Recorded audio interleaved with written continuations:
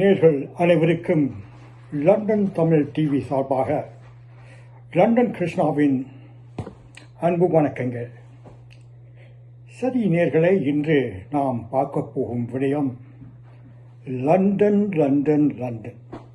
எதுக்காக 3 முறை இந்த லண்டனை சொல்கின்றேன் என்றால், இன்று நாம் முக்கியமாக பேச வந்த விடயம் கல்வி சம்பந்தப்பட்டது. அதாவது லண்டனில் கல்வி பயில நினைக்கும் மாணவர்கள் எப்படி இந்த பிரித்தானியா நாட்டிற்கு வந்து கல்வி பயில முடியும், அது மாத்திரமில்லாமல் அவர்கள் நேர்கொள்ளும் பிரச்சனைகள் எப்படி இருக்கும், அதற்கு எல்லாம் இங்கு நான் எனது அனுபவத்தில் வந்த பல விடயங்களை உங்களுடன் பகிர்ந்திருக்க விரும்புகின்றேன்.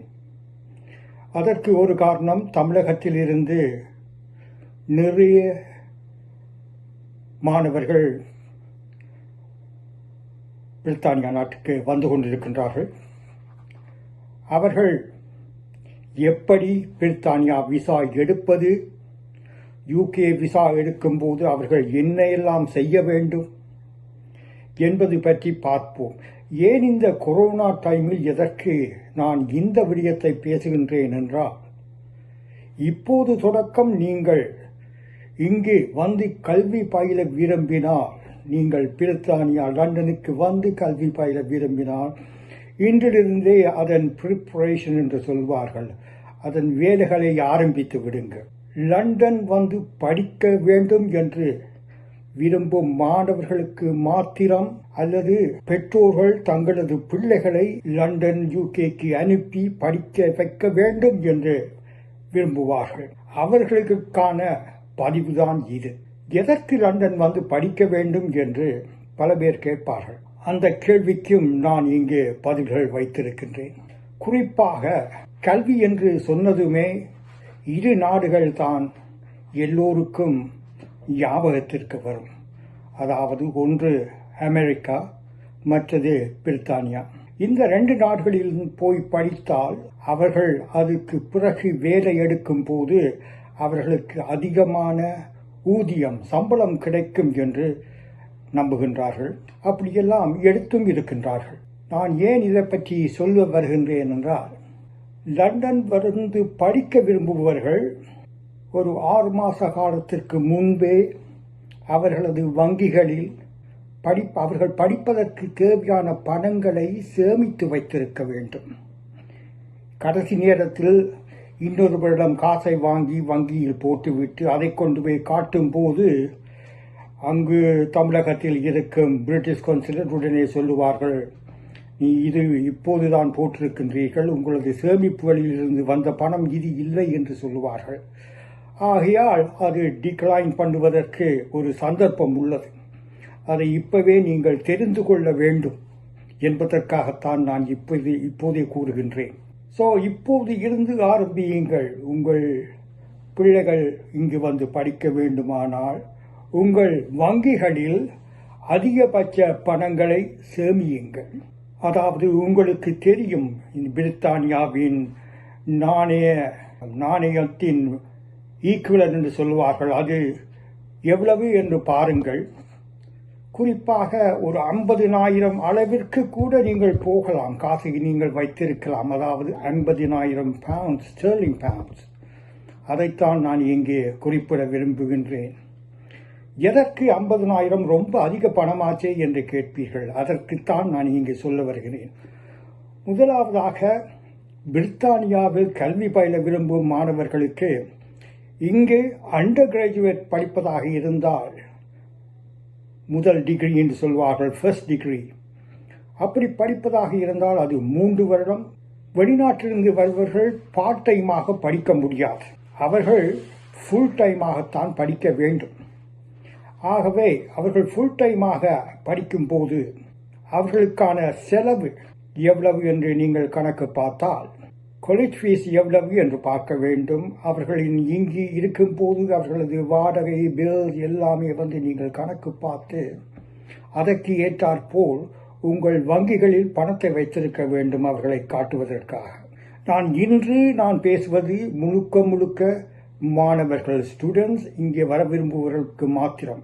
அடுத்த வாரங்களில் பிசினஸுக்காக லண்டன் வருபவர்கள், டூரிஸ்டாக லண்டன் வருபவர்கள் பற்றியெல்லாம் பேச இருக்கின்றேன். நேர்களே, நான் ஏற்கனவே கூறியது போல் தமிழகம், இந்தியாவிலிருந்து, தமிழகத்தில் இருந்து வரும் மாணவர்களும் எனது அனுபவத்தில் நான் சந்தித்த நபர்களை பற்றி மாத்திரம் நான் இங்கே குறிப்பிட விரும்புகின்றேன். இலங்கையிலிருந்து வரும் மாணவர்களும் பிசினஸ் மேனேஜ்மெண்ட் கோர்ஸுக்கு அதிகமாக இங்கு வருகின்றார்கள். அது மாத்திரமல்ல, மெடிக்கல் டிகிரி கோர்ஸுக்கு கூட இங்கு படிக்க விரும்புகின்றார்கள். ஆனால் ஒரு மெடிக்கல் டிகிரி கோர்ஸ் முடிக்க வேண்டுமென்றால் அதற்கு ஆன படிப்பு செலவு ஒரு வருஷத்துக்கு 47,100 என்று சொல்கின்றார்கள். அதாவது பவுண்ட்ஸில், இங்கத்திய ஸ்டெர்லிங் பவுண்ட்ஸில் 47,100. நீங்கள் ஒரு மெடிக்கல் டிகிரி படிக்க விரும்பினால், அதே நேரம் MBA டிகிரி படிக்க விரும்பினால் உங்களது ஃபீஸ் என்று சொல்லுவார்கள், யூனிவர்சிட்டி ஃபீஸ் 57,200 வரை போகின்றது. அதற்குத்தான் சொன்னேன், இட்ஸ் ஆல் டிபெண்ட். அதாவது எந்த இடத்தில் படிக்கின்றீர்கள், எந்த யூனிவர்சிட்டியில் படிக்கின்றீர்கள். இதை ஏன் நான் சொல்கின்றேன் என்றால், நீங்கள் ஏற்கனவே அறிந்தது போல் லண்டன், பிரித்தானியா நாட்டில் ஆக்ஸ்போர்ட், கேம்பிரிட்ஜ் தான் அனைவரும் தெரிந்திருப்பீர்கள். இந்த 2 யூனிவர்சிட்டியிலும் நீங்கள் உங்கள் அட்மிஷன் கிடைக்க வேண்டுமென்றால் நீங்கள் இன்டர்வியூ கூட நீங்கள் அங்கு சமர்ப்பிக்க வேண்டும். அவர்கள் உங்களை இன்டர்வியூ பண்ணுவார்கள், வீடியோவில் இன்டர்வியூ பண்ணுவார்கள் என்று தான் நினைக்கின்றேன். அதன் பின்புதான் உங்களுக்கு அந்த இடம் ஒதுக்கப்படும். சரி நேர்களே, நாங்கள் இப்போது லண்டனில் இருக்கும் யூனிவர்சிட்டி பற்றி பார்ப்போம்.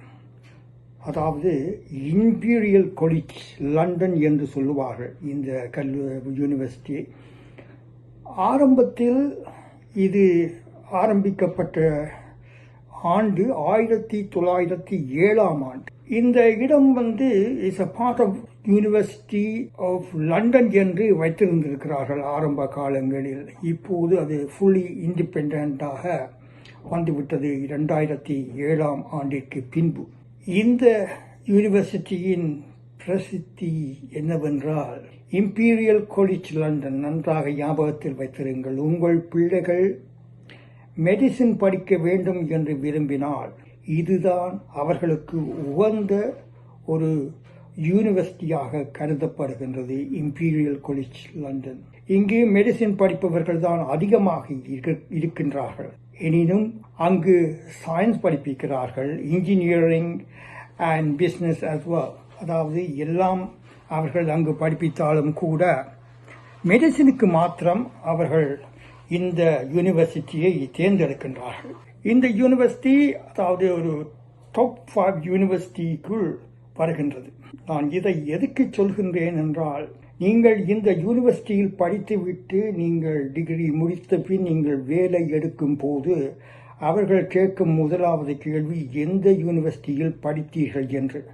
அப்போது நீங்கள் இம்பீரியல் காலேஜ் லண்டன் என்று கூறும் பட்சத்தில் உங்களுக்கு வேலை வாய்ப்புக்கான ஆப்பர்ச்சுனிட்டி அதிகமாக இருக்கும். நிச்சயமாக அவர்கள் அதைத்தான் விரும்புகின்றார்கள். அடுத்து நாம் இங்கே பார்க்க இருப்பது உங்கள் அனைவருக்கும் பரிச்சயமான ஒரு கல்லூரி தான். அதாவது லண்டன் ஸ்கூல் ஆஃப் எக்கனாமிக்ஸ். இந்த கல்லூரியின் பெயரை கேட்டவுடனேயே உலகளாவிய எல்லா நாடுகளுக்கும் அந்த கல்லூரியை பற்றி தெரிந்திருக்கும். பெரிய பெரிய எக்கனாமிஸ்டாக இருப்பவர்கள் எல்லோரும் இந்த யூனிவர்சிட்டி, இந்த கல்லூரியில் படித்திருப்பார்கள். இது இந்த பிரித்தானியா நாட்டில் 4வது இடத்தை பெறுகின்றது. இந்த இடத்தில் தான் அதிகமாக முன்னாள் பிரதம மந்திரிகள், அதாவது பிரித்தானியாவின் முன்னாள் பிரதம மந்திரிகள் எல்லாம் இந்த கல்லூரியில் தான் படித்திருக்கின்றார்கள். அதாவது லண்டன் ஸ்கூல் ஆஃப் எக்கனாமிக்ஸ். இப்போது அதை அண்ட் பொலிட்டிக்கல் சயின்ஸ் என்றும் கூறுகின்றார்கள். இந்த விடயத்தில் நான் ஒன்று கூற ஆசைப்படுகின்றேன். அதாவது எனக்கு ஒரு 19 வயது இருக்கும். 1982 அந்த ஆண்டில் நான் இந்த கல்லூரியில் படித்திருந்தேன். மிகவும் ஒரு ஓல்ட் பில்டிங், அதாவது மிகவும் ஒரு பழைய கல்லூரி. அவர்கள் ஆரம்பித்த ஆண்டு எனக்கு சரியாக தெரியவில்லை. ஆனால் one of the oldest one என்று தான் நான் சொல்ல வேண்டும். சரி நேயர்களே, இப்போது அடுத்ததாக நீங்கள் எல்லோரும் எதிர்பார்க்கும் university of Oxford. University of Oxford என்றதும் எல்லோருக்கும் ஞாபகத்திற்கு வருவது ஆக்ஸ்ஃபோர்ட் யூனிவர்சிட்டி, ஆக்ஸ்ஃபோர்ட் எக்ஸாம். இந்த யூனிவர்சிட்டி கூட ஒரு பழமை வாய்ந்த ஒரு யூனிவர்சிட்டி. 1996 இந்த யூனிவர்சிட்டி ஆரம்பிக்கப்பட்டிருக்கின்றது என்று சொல்கிறார்கள். இந்த யூனிவர்சிட்டியில் முதலில் மாணவனாக இடம் கிடைப்பதே ரொம்ப கடினம். அப்படி இருந்தும் நம்மவர்கள் பல பேர் இந்த ஆக்ஸ்ஃபோர்ட் யூனிவர்சிட்டியில் படித்து கொண்டுதான் இருக்கின்றார்கள். அதில் என்ன ஒரு நகைச்சுவை என்றால், இந்த ஆக்ஸ்ஃபோர்ட் யூனிவர்சிட்டியில் யாருக்கும் இலகுவாக ஃபர்ஸ்ட் டிகிரி கொடுக்க மாட்டார்கள். ரொம்ப கடினமான பரீட்சைகள் எல்லாம் இருக்கின்றது. ஆனால் ஒரு மாணவன் நான் ஃபர்ஸ்ட் டிகிரி தான், அந்த அளவிற்கு நான் பரீட்சை எல்லாம் எழுதியிருக்கின்றேன், ஏன் எனக்கு அந்த ஃபர்ஸ்ட் டிகிரி பட்டத்தை கொடுக்கவில்லை என்று கோர்ட்டில் போய் வழக்கு தொடுத்திருந்தார். அதாவது எவ்வளவு அமௌண்ட் என்றால் $1 மில்லியன் வழக்கு தொடுத்திருந்தார். அதாவது அந்த வழக்கில் அவர் வெற்றி பெற்றால் அவருக்கு $1 மில்லியன். எதற்கு இதை குறிப்பிடுகின்றேன் என்றால், அத்தனை கஷ்டம்.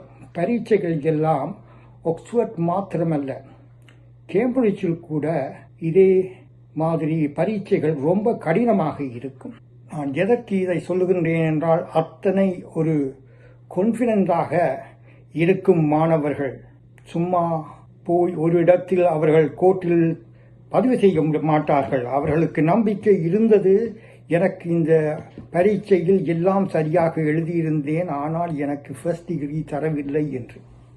நேயர்களே, நாம் இப்போது பார்க்க இருப்பது உலகளவில் பிரசித்தி பெற்ற பல்கலைக்கழகங்கள், அதாவது யூனிவர்சிட்டிஸ். அப்படி நாங்கள் பார்க்கும் பொழுது ஒவ்வொரு வருடமும் அதற்கு சேவை பண்ணுவார்கள். எந்த யூனிவர்சிட்டியில், எந்த பல்கலைக்கழகத்தில் அதிகமானோர் ஃபர்ஸ்ட் டிகிரி எடுத்திருக்கின்றார்கள் அல்லது செகண்ட் டிகிரி எடுத்திருக்கிறார்கள், அந்த பட்சத்தில் அவர்களுக்கு தரம் உயர்த்தப்படுகின்றது. எனக்கு ஞாபகம் தெரிந்த வரைக்கும் 2014, 15, 16, 17 இந்த ஆண்டுகளில் அமெரிக்காவில் இருக்கும் ஹார்வர்ட் யூனிவர்சிட்டி தான் முதலிடத்தில் இருந்தார்கள். இதன் அர்த்தம் அவர்கள் அடுத்த வருடமும், அதாவது 2021 அவர்கள் அந்த முதலிடத்தில் இருப்பார்கள் என்று சொல்ல முடியாது. இதுவும் ஒரு ஸ்டாக் மார்க்கெட் போல்தான், மேல் கீழ் எல்லாம் போய் வந்து கொண்டே இருக்கும். அப்போது இந்த டாப் யூனிவர்சிட்டிஸ் இந்த 2020 உலகளவில் நடாத்திய சேவையில் அவர்கள் என்ன சொல்லி இருக்கின்றார்கள் என்றால், தற்போது முதலாவது இடத்தை யூனிவர்சிட்டி ஆஃப் ஆக்ஸ்ஃபோர்ட் எடுத்துள்ளது. மிகவும் மகிழ்ச்சிகரமான சம்பவம். ஏனென்றால் ஆக்ஸ்ஃபோர்ட் பிரித்தானியாவில் இருக்கின்றது என்றபடியால் கூறுகின்றேன். அடுத்ததாக கலிபோர்னியா இன்ஸ்டிடியூட் ஆஃப் டெக்னாலஜி 2வது இடத்தை பிடித்திருக்கின்றார்கள். அமெரிக்காவில் உள்ள கலிபோர்னியா இன்ஸ்டிடியூட் ஆஃப் டெக்னாலஜி. 3வது இடத்தை பிடித்தவர்கள் வேறு யாருமல்ல, யூனிவர்சிட்டி ஆஃப் கேம்பிரிட்ஜ். அதுவும் இந்த பிரித்தானியா நாட்டில் இருக்கும் ஒரு பல்கலைக்கழகம். அடுத்ததாக ஸ்டான்ஃபோர்ட் யூனிவர்சிட்டி. இவர்கள் கூட முதலாவது இடத்திற்கு வந்திருந்தார்கள் சில ஆண்டுகளில். மறுபடி இப்போது அவர்கள் 4வதாக தெரிவு செய்யப்பட்டிருக்கிறார்கள். ஸ்டான்ஃபோர்ட் யூனிவர்சிட்டி அவர்கள் கூட அமெரிக்காவில் இருக்கின்றார்கள். 5வதாக இன்ஸ்டிடியூட் ஆஃப் டெக்னாலஜி என்று சொல்லுவார்கள், மேசூ இன்ஸ்டிடியூட் ஆஃப் டெக்னாலஜி. அடுத்து 6வதாக ஹார்வர்ட் யூனிவர்சிட்டி. இவர்களும் அமெரிக்காவில் தான் இருக்கின்றார்கள். இவைகள்தான் உலகளவில் நாம் அவர்கள் பேசப்படும் பல்கலைக்கழகங்களில் முதலாவது, இரண்டாவது, மூன்றாவது என்று 6வது இடம் வரைக்கும் நான் இங்கே கூறியிருக்கின்றேன். அப்படி இருந்தாலும் இம்பீரியல் காலேஜ் லண்டனில் இருக்கும் அந்த மெடிக்கல், அதாவது டாக்டர் சம்பந்தப்பட்ட தொழில்களுக்கு பிரசித்தி பெற்ற அந்த இம்பீரியல் காலேஜ் 9வது இடத்திற்கு தெரிவு செய்யப்பட்டிருக்கின்றது என்பது கூட ஒரு மகிழ்ச்சியான சம்பவம் தான். அடுத்து நாம் இப்போது பார்க்க போவது UCL. இது கூட லண்டனில் அமைந்துள்ள ஒரு பல்கலைக்கழகம். 14வது இடத்தை பிடித்திருக்கின்றார்கள். எம்மவர் உலகம் பூராவும் இருக்கின்றார்கள். அவர்களின் பிள்ளைகள் இப்போது கூட பல்கலைக்கழகத்தில் படித்துக் கொண்டிருக்கின்றார்கள். அதாவது இது எல்லாம் ஒரு பொது அறிவு என்றுதான் நான் குறிப்பிடுவேன். அதாவது எல்லாம் தெரிந்திருக்க வேண்டும். நமது பிள்ளைகள் எங்கு படிக்கின்றார்கள்? ஏன் இதை கூறுகின்றேன் என்றால், கடந்த 15 ஆண்டுகளில் ஐரோப்பியா நாடுகளிலிருந்து பிரித்தானியா நாட்டிற்கு பிள்ளைகளோடு வந்து குடியேறியவர்கள் அதிகமானோர். குறிப்பாக ஜெர்மனி, பிரான்ஸ், டென்மார்க் இப்படியான நாடுகளில் இருந்து அதிகமான தமிழ் குடும்பங்கள் அவர்கள் பிள்ளைகளுடன் இங்கு குடியேறியிருக்கின்றார்கள். அது ரொம்ப இலகுவாக அவர்கள் குடியேறினார்கள். ஏனென்றால் அந்த நேரம் இந்த பிரித்தானியா பார்ட் ஆஃப் EU, யூரோப்பியன் யூனியனுக்கு கீழே இருந்தது. அதனால் அவர்கள் இலகுவாக குடியேறியிருந்தார்கள். இப்போது அது எல்லாம் போய்விட்டது. இப்போது மறுபடியும் பிரித்தானியா தான் ஒரு தனி நாடு என்று பிரகடனப்படுத்தி இருக்கின்றார்கள். ஆகவே முந்தியெல்லாம் யூரோப்பியன் ஸ்டூடெண்ட், அதாவது ஐரோப்பிய நாடுகளிலிருந்து வரும் ஸ்டூடெண்ட்ஸ், அவர்கள் எல்லாம் இங்கத்திய, அதாவது பிரித்தானியா சாம்ராஜ்யத்தின் சிட்டிசன்ஸ், பிரஜா உரிமை பெற்றவர்கள் போல் அவர்களையும் அதே ஃபீஸ் தான் கொடுத்தார்கள், லோன் கூட கொடுத்தார்கள். ஆனால் இப்போது அந்த லோன் எல்லாம் நிறுத்திவிட்டார்கள். இதை எதற்காக கூறுகின்றேன் என்றால், ஐரோப்பிய நாடுகளில் அவர்கள் வாழ்ந்த இடங்கள், அந்த நாடுகளில் அவர்களின் மொழி எல்லாமே வித்தியாசம். அதாவது இத்தாலியில் இருப்பவர்கள் இத்தாலியன் லாங்குவேஜ் பேச வேண்டும், பிரான்சில் இருப்பவர் பிரெஞ்சு லாங்குவேஜில் பேச வேண்டும்.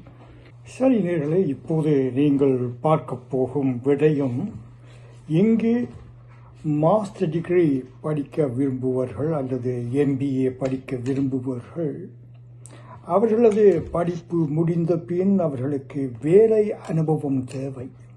அதாவது ஒர்க் எக்ஸ்பீரியன்ஸ் என்று சொல்லுவார்கள், ஒர்க் பிளேஸ்மெண்ட் என்று சொல்லுவார்கள். அப்படியான ஒரு சந்தர்ப்பத்தை இந்த பிரித்தானியா நாடு மாணவர்களுக்கு வழங்க இருக்கின்றது. அதாவது இங்கு படிப்பவர்களுக்கு நாங்கள் இதையும் செய்து கொடுக்கின்றோம். படிப்பு முடிந்தவுடன் அவர்கள் நாட்டிற்கு செல்ல தேவையில்லை. ஆனால் அவர்களாகவே அந்த வேலையை தேடிக்கொள்ள வேண்டும்.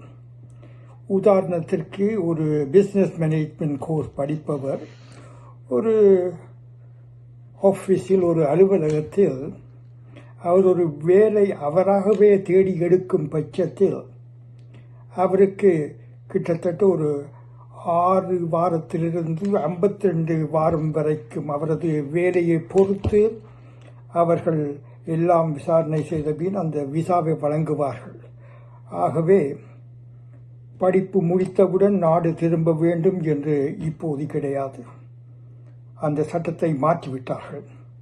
இது ஒரு சந்தோஷமான, ஒரு மகிழ்ச்சிகரமான விடயம். ஏனென்றால் வெளிநாடுகளிலிருந்து வரும் மாணவர்கள் இங்கு, அதாவது இந்த பிரித்தானியா நாட்டில் ஒரு வேலை அனுபவம் கூட பெற்றுக்கொண்டுதான் அவர்கள் தாயக நாட்டிற்கு செல்கின்றார்கள்.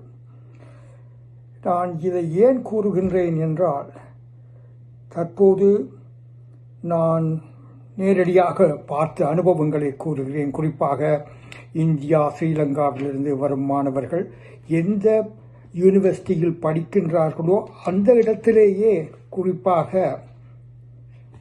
வேலையை முதலே கேட்டு அவர்கள் படிப்பு முடித்த பின் அவர்கள் அந்த வேலையை தொடர்கிறார்கள். ஆகவே மறந்து விடாதீர்கள். நீங்கள் எந்த யூனிவர்சிட்டிக்கு இங்கே படிக்க வருகின்றீர்களோ அதே இடத்தில் அந்த யூனிவர்சிட்டியில் சேர்ந்த உடனேயே நீங்கள் அப்ளை பண்ண வேண்டும். ஏனென்றால் நீங்கள் கடைசி நேரத்தில் அதற்கு உங்கள் ஒர்க் எக்ஸ்பீரியன்ஸ், ஒர்க் பிளேஸ்மெண்ட்டுக்கு அப்ளை பண்ணும்போது உங்களுக்கு அது கிடைப்பது மிக மிக அரிது.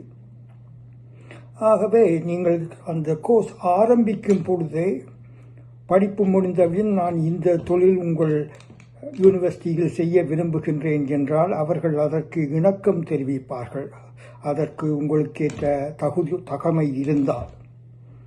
ஆகவே இதை மறந்து விடாதீர்கள், இது முக்கியமான விடயம். நான் ஏற்கனவே சொன்னது போல் இங்கு வருபவர்கள் 20 மணித்தியாலம் ஒரு வாரத்தில் வேலை செய்ய அனுமதிக்கப்படும்.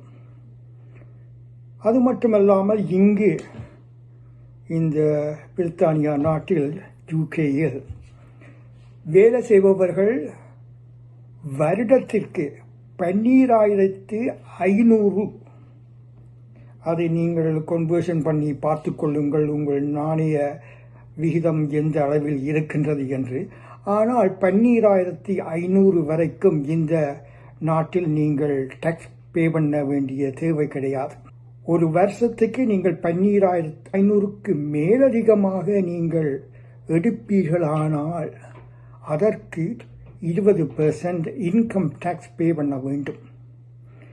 அதேபோல் இந்த நாட்டில் இன்கம் டாக்ஸ் மாத்திரமல்ல, நேஷனல் இன்சூரன்ஸ் கான்ட்ரிபியூஷன் என்று சொல்லுவார்கள். இதை ஏன் அறவிடுகின்றார்கள் என்றால் இங்கே இந்த நாட்டு பிரஜா உரிமைகள் அனைவருக்கும் இந்த நேஷனல் இன்சூரன்ஸ் கான்ட்ரிபியூஷன் அவர்கள் எடுக்கும் போது எங்களுக்கு மெடிக்கல் எல்லாமே அவர்கள் ஃப்ரீயாகத்தான் செய்கின்றார்கள். நீங்கள் அமெரிக்காவில் இருந்தால் நீங்கள் ஒரு இன்சூரன்ஸ் எடுக்க வேண்டும், அல்லது கனடாவில் இருந்தால் ஒரு இன்சூரன்ஸ் எடுக்க வேண்டும், மெடிக்கல் இன்சூரன்ஸ் என்று. ஆனால் லண்டன் யூகேயில் அவர்கள் அந்த எடுக்க வேண்டிய அவசியம் கிடையாது. அவர்களுக்கு இந்த கவர்மெண்ட் அவருக்கு இடமிருந்து நேரடியாக அந்த பணத்தை வேலை செய்யும் இடத்திலிருந்து அறவிடுவார்கள். அது 12,500க்கு மேலாக இருந்தால் பர்சனல் டாக்ஸ் 20% அல்லது நேஷனல் இன்சூரன்ஸ் கான்ட்ரிபியூஷன் 12%. 12%. இது எப்படி அறவிடுவார்கள் என்றால், நேஷனல் இன்சூரன்ஸ் கான்ட்ரிபியூஷன் நீங்கள் வாரத்திற்கு 183 பவுண்ட்ஸுக்கு அதிகமாக நீங்கள் வேலை செய்திருந்தால் அந்த பணம் உங்களுக்கு கிடைக்குமானால் அதற்குத்தான் அவர்கள் 12% அறவிடுவார்கள். சில சமயம் நீங்கள் 183 பவுண்டுக்கு கீழ் குறைவாக நீங்கள் சம்பாதிப்பீர்களே, ஆனால் உங்களுக்கு நேஷனல் இன்சூரன்ஸ் கான்ட்ரிபியூஷன் கூட அறவிட மாட்டார்கள். இத்தனை ஒரு ஃபெசிலிட்டிஸ் என்று சொல்லுவார்கள் இந்த நாட்டில். அந்த அளவிற்கு பிரச்சனை இல்லாத ஒரு நாடாகத்தான் நான் பார்க்கின்றேன். சரி நேயர்களே, இன்று வரை நீங்கள் பொறுமையாக இந்த நிகழ்ச்சியை பார்த்திருக்கின்றீர்கள். அதற்கு முதல் நன்றியை தெரிவித்துக் கொண்டு மீண்டும் உங்களை அடுத்த வாரம் சந்திக்கும் வரை உங்களிடமிருந்து விடைபெறுவது லண்டன் கிருஷ்ணா. நன்றி நேயர்களே.